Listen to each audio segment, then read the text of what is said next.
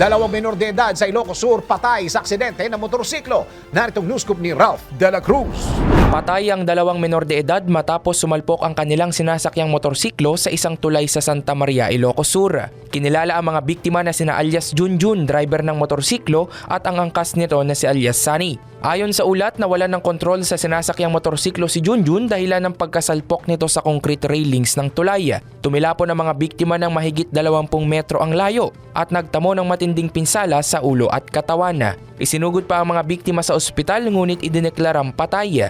Napag-alaman na wala ring suot na helmet ang mga biktima at nakainom rin ng mga ito nang mangyari ang aksidente. Samantala, patuloy namang pinaalalahanan ng mga otoridad ang publiko na palaging magsuot ng helmet bilang proteksyon at huwag magmaneho ng nakainom upang makaiwas sa mga aksidente.